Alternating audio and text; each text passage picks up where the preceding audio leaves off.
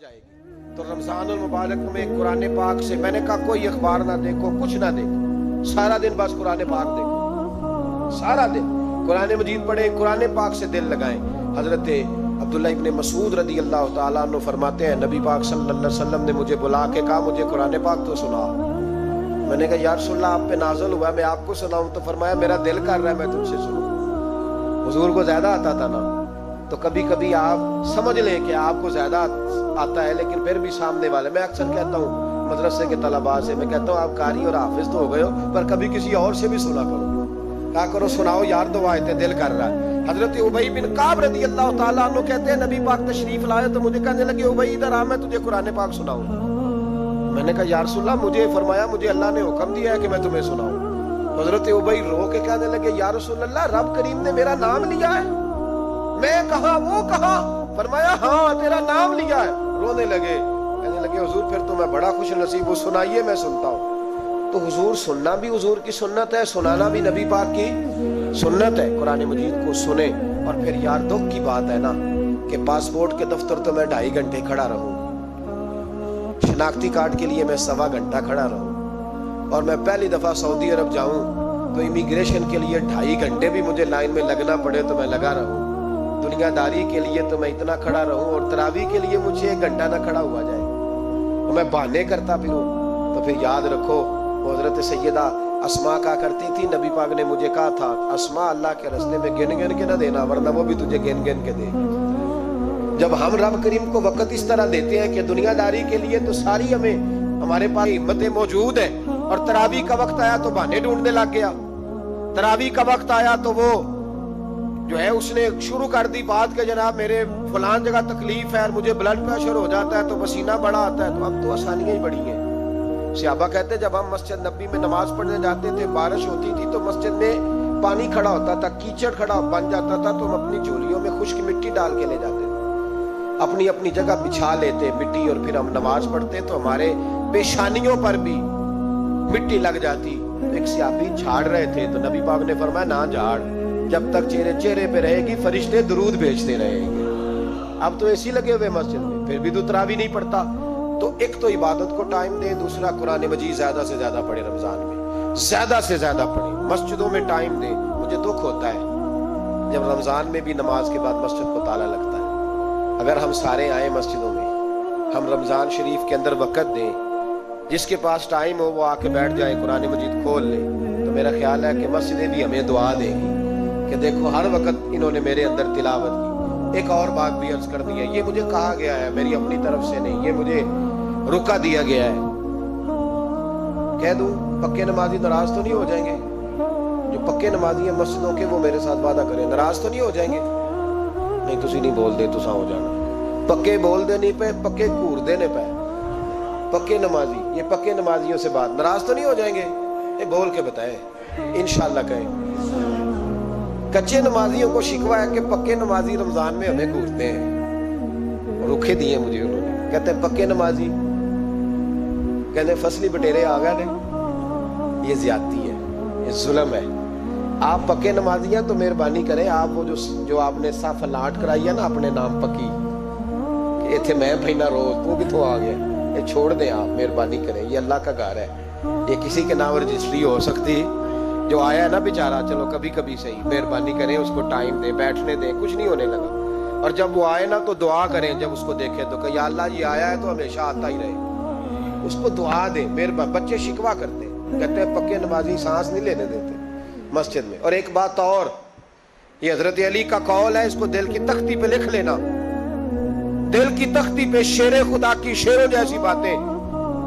حضرت مولا علی شیر خدا فرمایا کرتے تھے وہ نیکی کرنے والا اچھا نہیں جو نیکی کر کے اکڑ جاتا ہے اور دوسروں کو گناہگار سمجھتا ہے, وہ نیکوکار اچھا نہیں. فرمایا کرتے تھے اس سے وہ گناہگار اچھا ہے جو گناہ کر کے کم از کم شرمندہ تو ہوتا ہے. فرماتے ہیں جو گناہ کر کے شرمندہ ہو وہ زیادہ اچھا ہے اس سے جو نیکی کر کے اکڑ جائے.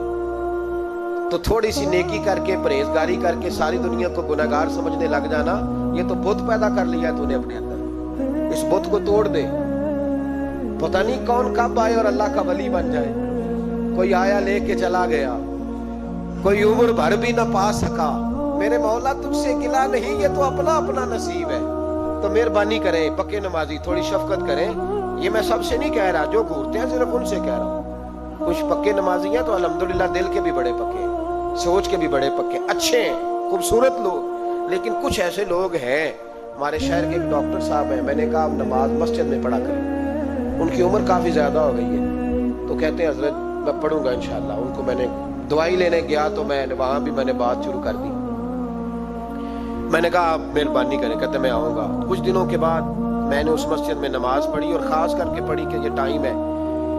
میں نے فون کیا کہ ڈاکٹر صاحب آپ نظر نہیں آئے، تو کہتے ہیں صاحب ناراض نہ ہو جائیں۔ نمازی مجھے کہتے تھے خیر ہے ڈاکٹر صاحب، کہیں غلط جگہ تبادلہ تو نہیں ہو گیا، کوئی مصیبت تو نہیں آ گئی؟ تو کہتے ہیں مجھے شرم سی آتی ہے کہ نمازی اس طرح، ویسے بھی میں گیا نہیں، 60 سال عمر ہو گئی، تو اب نمازی تو یہ آپ کیا کر رہے ہیں؟ ہم کوئی اللہ کی رحمت کے منشی ہیں کہ ہم سے پوچھ کے وہ دے گا جس کو دے گا؟ کیا کرتے ہو؟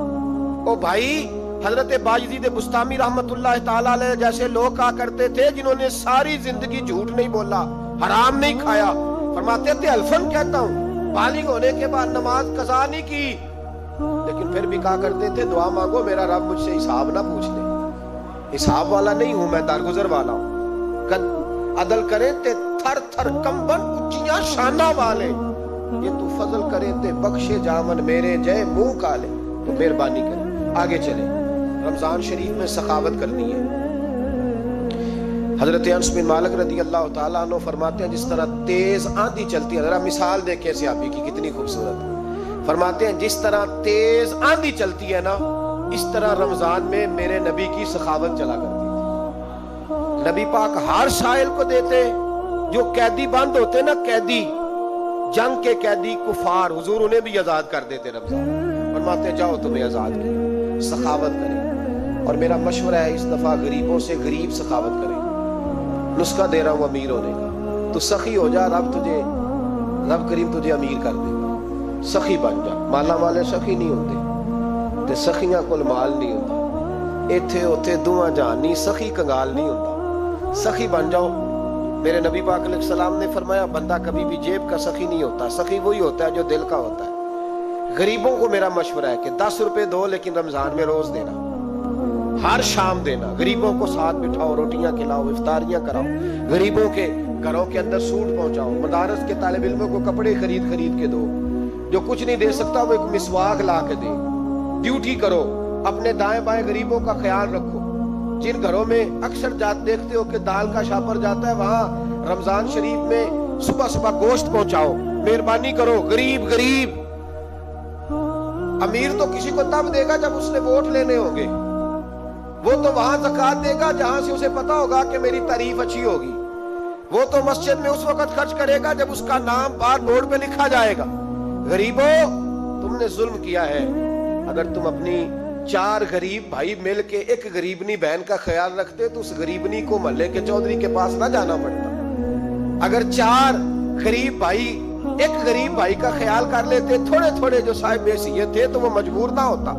مہربانی کرو۔ حضرت عبداللہ ابن عمر رضی اللہ تعالیٰ عنہ ہر روز مدینے کے مسکینوں کو ڈھونڈ کے لاتے تھے۔ فرماتے تھے کہ ان کو ایک تھیلا دینا میں عزت نہیں سمجھتا۔